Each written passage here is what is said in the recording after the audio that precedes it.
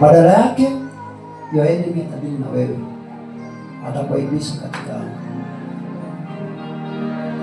sababu tayari amepata license ya kutumia kuataki wewe dhambi. Lakini Mungu ni mwaminifu. Unapotubu tu mara moja, hiyo umetubu mara moja, unafaa uamini kwa Mungu amekusamehe. Usiwe na mawazo tena kusema sijui nini. Maana kuna watu wengi wakitubu baadaye tena wanarudi tena wanakuwa na hiyo na mawazo tena dhambi sijui. Ishatubu tu, ushaingia katika anga ya utakatifu. Amen. Tupige Yesu makofi.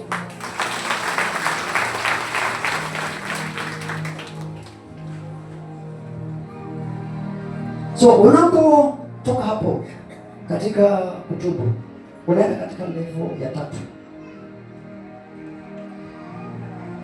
Akijafika kwa mahitaji, unaenda pale kwa level ya 3. Level ya 3 ni utakatifu, utakaso, sanctification, utakaso. Hapo ndio maana sasa unatumia damu ya Yesu, damu ya Kalvari. Damu ya Kalvari, unajitakasa kwa damu ya Yesu. Na mahali ambapo unafaa kutakasa kwa damu ya Yesu, unatakasa mawazo yako, unatakasa macho yako. Kuna vitu uliona kinajizi macho yako, unatakasa. Then unatakasa kinywa yako. Kuna mambo mengi ulinena kachafua anga yako, unatakasa kinywa yako. Then usikose kutakasa mikono yako. Unatakasa mikono yako. Unatakasa mikono yako. Then usikose kutakasa mikono yako. So wakati unajitakasa, unatakasa mpaka watoto wako. Ikiwa ulitubu kwa sababu ya watoto, pia wakati unajitakasa, takasa pia watoto. Haleluya. Amen. Sababu kujitakasa ni kufanya nini? Fanya usafi. Lazima uoshe mtoto wako. Oh my God, sipenda toa.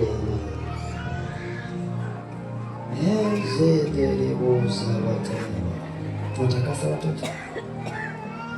Tuko pamoja. Usiwe mbele yangu wala usiwe nyuma yangu. Twende na wewe. Haleluya. Lazima tufike salama. Simtafike Yesu makofi. Sikize. Natakasa watoto. Then watakasa nyumba yako. Na sijasema ile damu huwezi kubeba hapo, achana na hiyo. Ni maombi, kwenye maombi. Damu ya Yesu ambayo katika ulimwengu wa kiroho, hata hiyo mnashika sijui hiyo. Sio ni maombi. Baba anajitakasa kwa damu ya Yesu. Usisahau kutakasa nyumba yako. Takasa nyumba, takasa anga mahali pale. Haleluya. Takasa anga mahali pale kwa damu ya Yesu. Ukishamaliza hiyo, kama wewe ni mwanabiashara ama kuna safari uko nayo, kabla uanze safari ina yote, takasa barabara yako. Hapa tuelewacha niende huko, naona huko. Wanikaribisha huko. Haleluya. Unatakasa nini? Barabara yako, yaani safari yako unatakasa. Kabla uanze hiyo safari. Kila wakati. So, unaponena damu ya Yesu, damu ya Yesu ni silaha tosha katika ulimwengu wa kiroho. Silaha tosha. So, wakati unatakasa barabara kwa nini inafanyika? Hata kama kuna kitu adui ameneka kwa barabara, inaondolewa na damu ya Yesu. Wanasifiwe? Angalia, tuko hapo kwenye utakaso. Na tayari hapo kwenye utakaso, hatutaingia kwenye maombi ya vita. Na tayari wakati tayari unaanza kujitakasa hapo, tayari ni kama ni vita tayari. Maana shetani hapendi mahali ambapo kuna usafi. Na wakati unajitakasa, unajiingiza katika anga ya holiness takatifu. Na wakati unaenda kwenye anga ya utakatifu inafanyika, Shetani anaanza kupotea, Shetani anaanza kusarenda. Hebu imagine ukiingia tu katika maombi au kujitakasa au kutubu, hiyo maombi itakaa vipi sasa? Tutakuwa unaomba hapo na Shetani hapo kwa mlango anangojea wewe. Sababu hujatakasa kwa mlango, hujatakasa anga mahali pale, hujatakasa nyumba yako. Unaomba hapo unasikia sufuria zimeanguka. Bado mchawi ameshuka pale jikoni anaangusha masufuria. Hiyo yote ni kudisturb tu kichwa chako. Usiombe. Ndio mchawi ameingia pale ameangusha masufuria.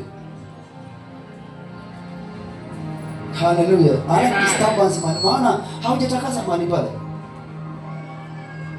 Hujatakasa nyumba yako. Haujatakasa biashara, wewe ni mwanabiashara hujatakasa. Kama unafanya kazi unafaa kutakasa kula mahali unafanya kazi. Baba, kula mahali baba anafanyia kazi, nimetakasa kwa boss. Before uende pale. Before uende mahali pale.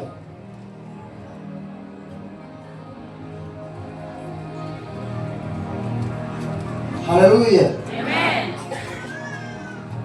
Before uende mahali pale.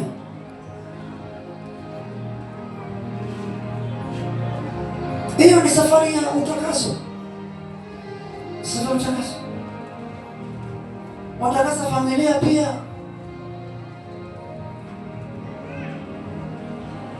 Bwana asifiwe. Kuna mahali nataka tuangalie hapa.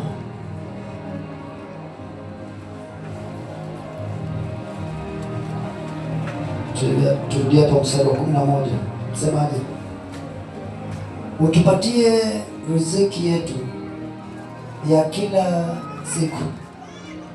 Utusamehe deni zetu kama sisi nasi tulivyokwisha kuwasamehe wadeni wetu. Usitutie majaribuni, mbali utuokoe kutoka kwa yule mwovu. Kwa kuwa ufalme ni wako na nguvu na utukufu hata milele. So unaposoma mstari wa 13 kuna sehemu mara kama 3 mahali pale. Mstari wa 13. Sehemu ya kwanza ni ulinzi. Na sehemu ya pili hapo kwa mstari wa 13 ni ukombozi. Ukombozi. Na 3 uponyaji. So kwa mara 3 hiyo mstari wa 13. So usiwahi danganywa ya kwamba wewe haufai kuomba maombi ya vita.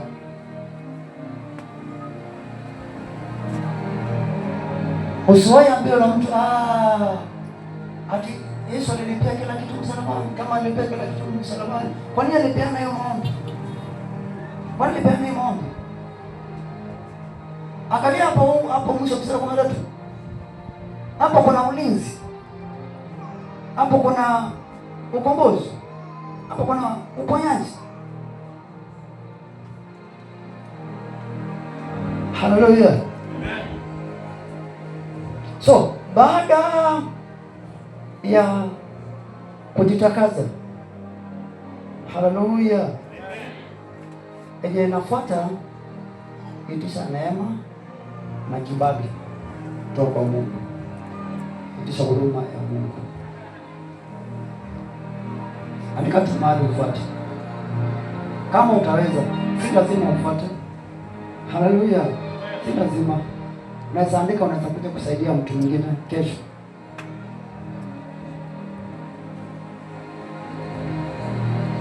Maana hapa hivi kuna watu kadhaa mimi nawasaidia na wajui.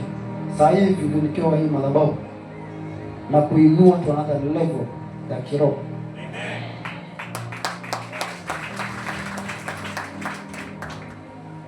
Utawahi miss katika mambo ya kiroho na kuinua. Haleluya. So iandike.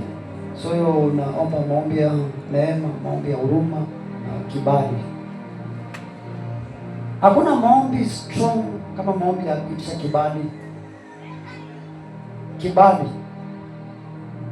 Kuna vita vingi katika ulimwengu wa kiroho ambayo haihitaji tu kukemewa, vunja.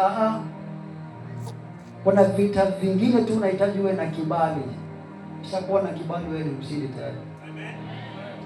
Kisha kuwa na neema wewe ni mshindi tayari. Bwana Yesu asifiwe. Tupigie Yesu makofi.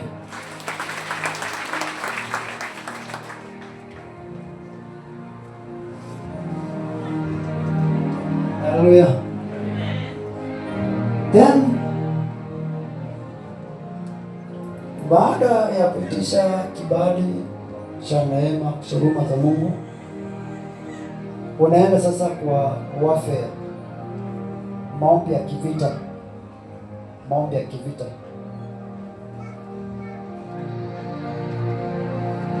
Maombi ya kivita. Na nisikiza vizuri sana. Hapo kwa maombi ya kivita, hakikisha unalinganisha maombi yako na maandiko. Hakikisha unalinganisha na maandiko. Kwa mfano, kama unavunja mishale za kuzimu, hiyo unafaa kutumia kitabu ya Isaia 54 verse 17. Isaia 54 verse 17. Na pia ukienda kusoma kitabu ya Zaburi 91, na vitu utaona hapo. Hiyo ni maandiko ya vita. Na Zaburi 68. Zaburi 68 kutoka mstari wa kwanza mpaka mstari wa 3. Hiyo inaongea kuhusu vita.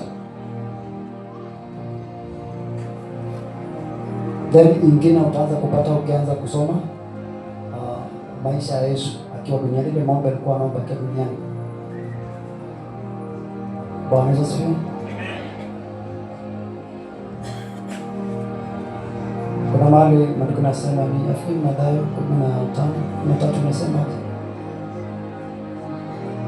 ile pando ambalo baba hakupanda inaenda kung'olewa. So ni maandiko. Nasema kwa maandiko ya baba, kwa jina la Yesu, neno lako linasema hivi. Sasa hivi nang'oa chenye baba au kupanda maisha yangu. So unakuta maombi yako imebebwa na maandiko na inakuwa moto.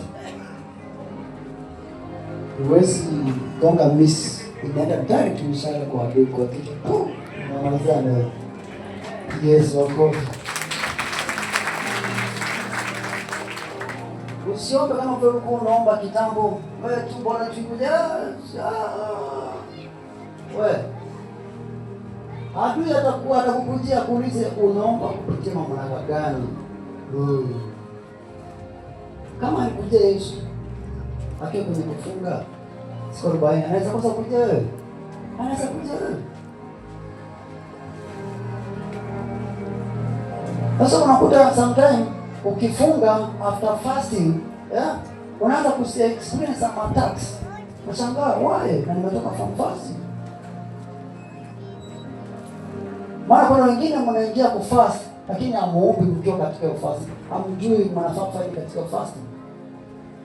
Wakuta baada fasting kusaidia na kuleta attacks ni warai. Fasting inamaanisha kujitenga. Kujitenga. Na ile wakati unajitenga, unapungua, Mungu anaongezeka ndani yako. So that time, the first focus na neno, focus na maombi.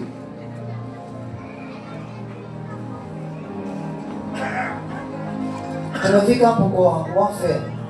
Na hapo kwa warfare, ukimaliza maombi yote, usifunge maombi yako bila kujifunika kwa damu ya Yesu.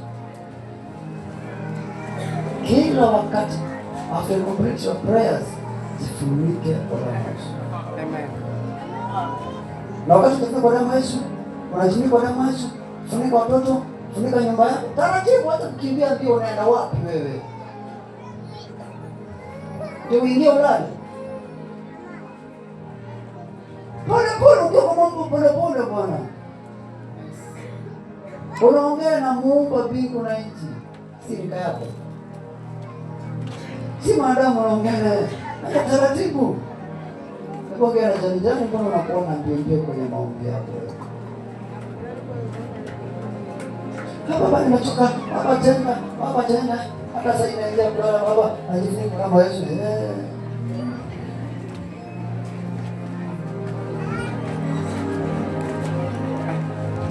Ayasi. Hapo ni jana kwa na ndio sana. Kwa unaona kama unaongea na yako ama anasema unaweza kama anajua anaongea na Mungu. Anasema kwa sababu anasahau. Haona kama anaongea na jirani yake. Mungu si jirani yako. Mungu ni Muumba wako. Amen. Sio na taratibu. Leo ni kwa darasa. Amen. Sio kama unakubali kuwa mwanafunzi. Amen. Haleluya. Amen. Sasa ni unakubali kuwa mwanafunzi.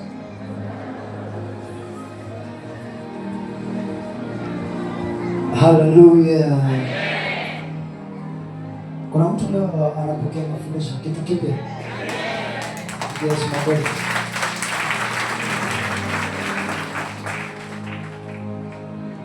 Leo nataka kuinua mtu kiroho. Na tayari imeanza.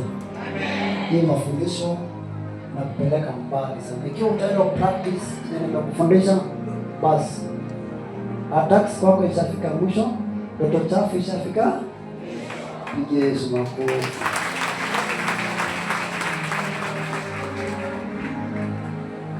So, wanajifunika kwa damu ya Yesu.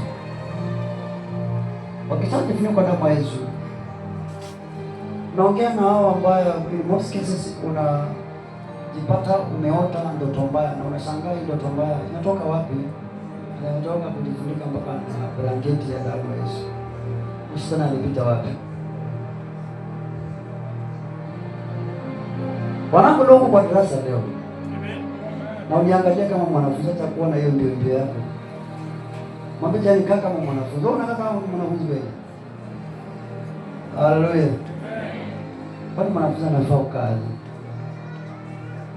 Hebu ongea na jirani. Kwani mwanafunzi nani umekaa kama umekaaje wewe? Basi alipokuwa kama mwanafunzi anakaa aje? Mwanafunzi anafaa kuwa makini. Anajua leo ni siku yake. Anapokea. Sikize. Konami. Sikize. Mimi I was the best in mathematics.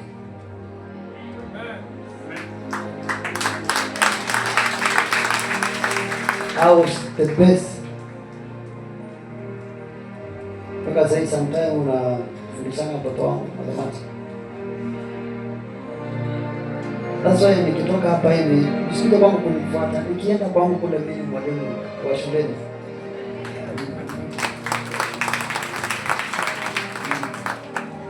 Yeye kule mtoto wangu aniiti ya bosa, ni baba, teacher. Tunaongea Kiingereza pale. Amen. Nisikize. Hesabu iko na formula yake. Nataka kufaulu hesabu. Na hesabu ile kitu depende hesabu. Na ndio maana wanatumia katika maisha yangu ya kiroho kwa sababu gani? Hesabu iko very strict. Ndio faulu kwenye hesabu kufikia kwa answer. Hao wanafunzi vierere wako na mbio, unajifanya wewe ni kimbelembele, wao wanaangukanga hesabu. Hesabu inataka mtu ambaye anaenda pole pole. Mtu ambaye anaelewa, akisoma swali anaelewa swali. Then anaelewa hapa ni nini kinahitajika. Then anaelewa hapa nitatumia formula fulani. Nisikize, hata katika maisha ya kiroho, you need to have a formula. You need to have a formula. Na hiyo formula ndio mimi nakupatia saa hii. Bwana asifiwe. So ukishapata formula tu ya kiroho, maisha ya kiroho inakuwa rahisi. So utabakiwa na kazi rahisi, kulipa gharama tu ya kufunga na kutii tu vile umeambiwa, lakini utakuwa umemaliza mambo mengi. Utakuwa umetoka kwa ndoto chafu, utakuwa umetoka kwa attacks, utakuwa uko na amani, utakuwa na breakthrough, utakuwa unaishi maisha yako. Utakuwa unajiona katika ndoto, unaona zenye Mungu anakupangia, unaenjoy maisha.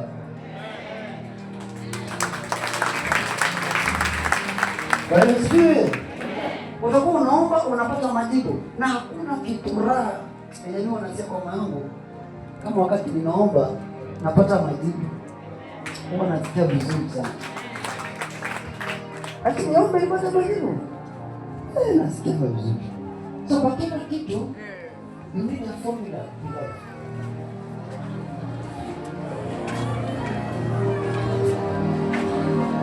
Na unaona mimi katika ministry ninaenda taratibu. Hapa hakuna formula tunatumia. Taratibu. Kuna vitu ninaangalia katika ulimwengu wa kiroho. Nikifiksi linapatikana. Nikitumia formula inapatikana. For now, nikiongea na wewe wanangu. Haleluya. Kuna formula nyingi. Hii mimi nakuelezea ni mambo ya chini sana. Kuna vitu ya cannot share with you. Na cannot share with anyone. Hata siku utafikia kiwango nimehubiri mahali ni watu wakubwa. Wacha fungu na ambayo itakubeba.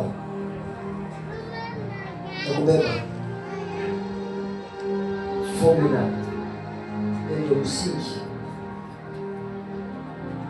That's why niko jangwani na nimekaa muda mrefu jangwani na sitamani kutoka jangwani. Lakini kutoka jangwani iko karibu, si mbali sana. Very soon nitaanza kutoka jangwani. Tengeneza maneno. Sababu nilichokuwa natafuta for many years si mafuta, si nguvu za Mungu, formula. Haleluya. Hakuna kitu kibaya kama kufuata kiongozi ambaye ako confused. Sasa nimejipanga. Kikuja kuniambia baba nisaidie, niko kwa hili shimo, natokaje hapa? Sasa niko na experience, niko na formula nyingi ya kukutoa wewe mahali huko. Nikikupatia ya kwanza nione ya kwamba itaingiana, unarudi tena. That's why ukifika hapa supernatural si mali kufa moyo. Amen. Si mali kufa moyo. Ni mali ambapo unafaa tu kufocus, unafaa kunikuja kila wakati, baba nimekuja kukukumbusha ina mpaka upokea haja ya moyo wako. Amen. Sababu gani? Niko na formula nyingi sana. Nyingi sana. Na kufanya ufike kiwango fulani. Amen.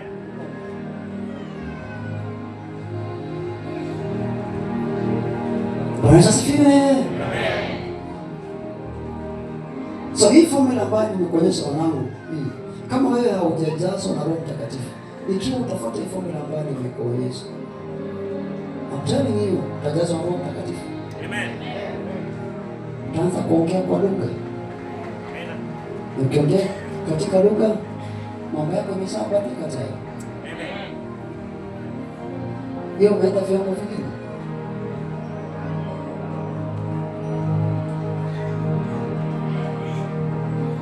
Haleluya. Amen. So unapofika kwa warfare, nisikize. Hapa kwa warfare ndio watu wanapotelea hapa kwa warfare. Lazima jeshi wawe na strategy fulani katika vita. Wanapoenda katika vita, haleluya. Sasa unakuta mimi ni mtumishi wa vita. Nimepatiwa assignment kubwa katika ulimwengu wa kiroho ni kubomoa na ufalme, sema big assignment anaenda katika ulimwengu wa kiroho, na hiyo kazi ni Roho wa Mungu anafanya ndani yangu. Amen. Anafanya ndani yangu, nasaidiwa na Roho Mtakatifu. Bwana Yesu asifiwe. So wakati uko katika anga ya vita, make sure umepanga maombi yako na uache mambo ya kukopi maombi from nowhere kwa social media hapa na pale. Utakuwa confused. Usikuwa mtu wa kufundishwa ovyo na kila mtu. Kuwa mtu wa kufocus na wewe na msimamo. Leo nimekufundisha hii, ukitoka hapa unaenda kwa mitandao ufuate mengine, utakuwa umechanganyikiwa. Utakuwa umechanganyikiwa.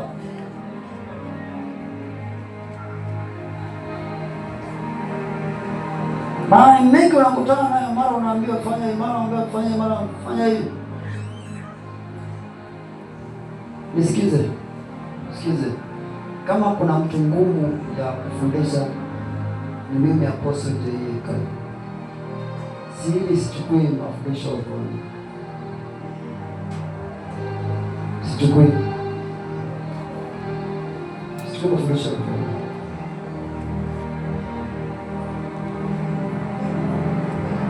Bwana Yesu. Angalia wanangu, sikize wanangu.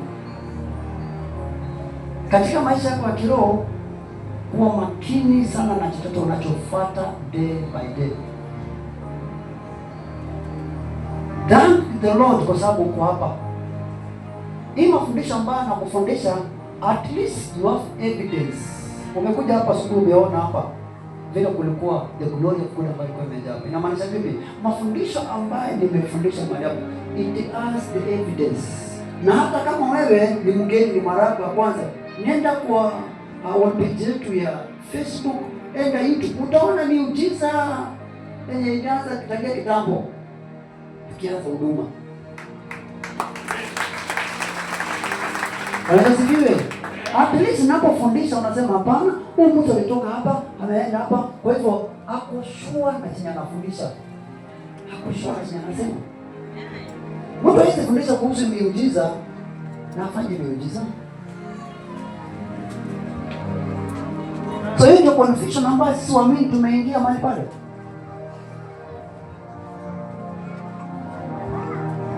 Sasa kukua kiroho si rahisi. Wewe ukoka leo unaugua leo.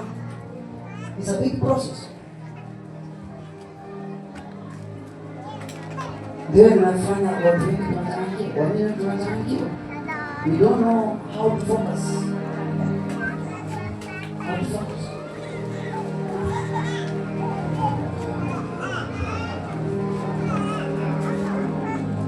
You know how to focus.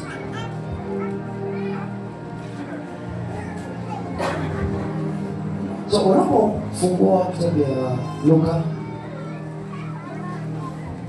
18, kama ni kitabu ya Luka 10, tunataka tuangalie hapa.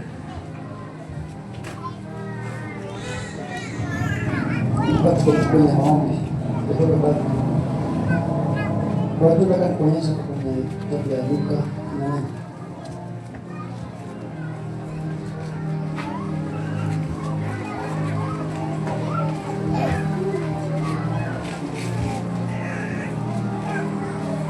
Kwa kuratibu kama kuonyesha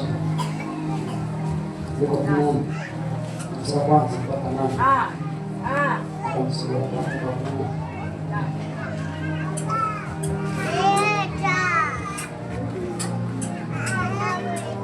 So hii ni mfano Yesu alikuwa anatoa kuhusu mjane mmoja. Luka 18 kutoka mstari wa kwanza mpaka mstari wa 8. Tutasoma. Nasemaje? Kisha Yesu akawapa wanafunzi wake mfano hili kuwaonyesha kuwa yawapasa kuomba pasipo kukata tamaa. tamaa. Nataka turudie hapo.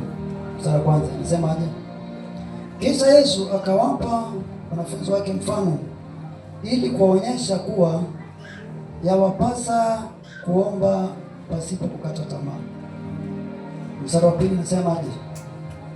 Akawaambia, katika mji mmoja alikuwepo hakimu ambaye hakumwogopa Mungu wala kumjali mtu.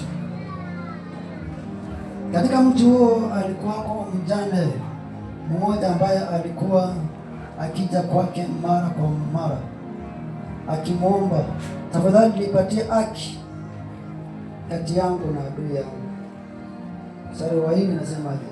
Kwa muda mrefu yule hakimu alikataa, lakini hatimaye akasema moyoni mwake, ijapokuwa simwogopi Mungu wala simjali mwanadamu, lakini kwa kuwa huyu mjane ananisumbua, nitahakikisha amepata haki yake, ili asiendelee kunichosha kwa kunijia mara kwa mara.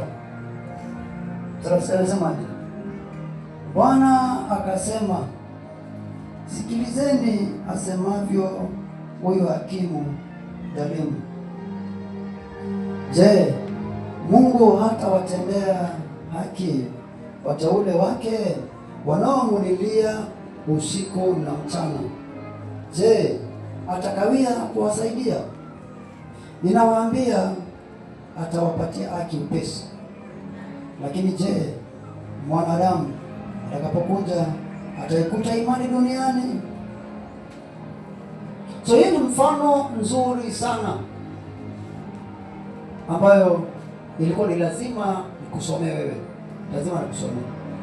Hizo maandiko mengine mimi nitakupatia, lakini this one ilikuwa ni lazima nikupatie mfano. Huyu ni mjane ambaye alikuwa anahitaji haki yake kutoka kwa huyu hakimu, lakini ilikuwa kila mara anapoenda mahali pale huyu judge ampatie haki yake, lakini huyu mama hakuwa ni mtu wa kufa moyo.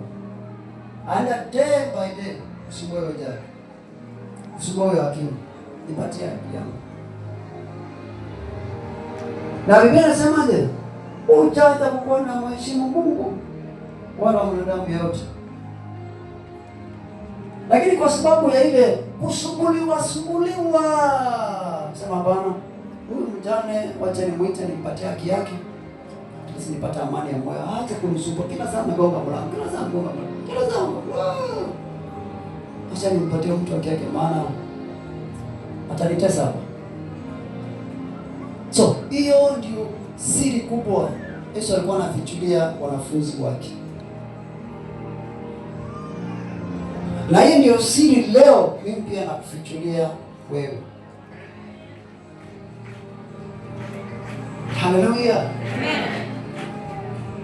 So haufai kukufa moyo wakati unaomba, haufai.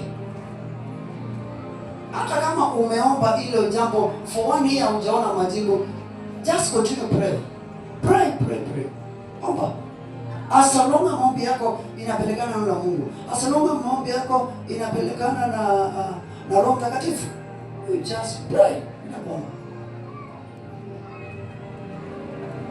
Wakati unaingia kuomba, lazima uwe na plan kabla uingie kuomba. Strategy ya maombi yako. Sasa kwa miaka kadhaa mimi unaona ninaomba maombi hii maombi naomba morning glory. Kuna mahali huwa naanza na kuna mahali ambapo namalizia. Naanzanga juu nikiteremka chini. Na kwa nini huwa ninaanzia juu nikiteremka chini? Naanza kutoka kwa ufalme wa giza nikikuja hapa kwa magonjwa. Kwa nini? Because of time.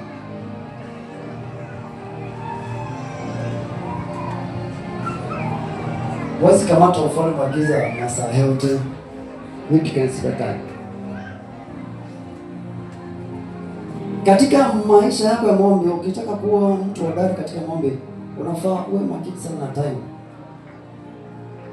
Kuna time ambayo is very effective katika maombi. So lazima ujue kutime Mungu katika ulimwengu, kutime Mungu, kutime masaa ya Mungu. Kuna masaa ambayo iko very special sana katika ulimwengu wa kiroho, ambayo inaheshimika katika ulimwengu wa kiroho, ambapo ukipatikana unaomba huo masaa, and then it can happen to your life. Hallelujah. So lazima uwe na maombi ya usiku na maombi ya mchana. Huwezi survive tu na maombi ya mchana.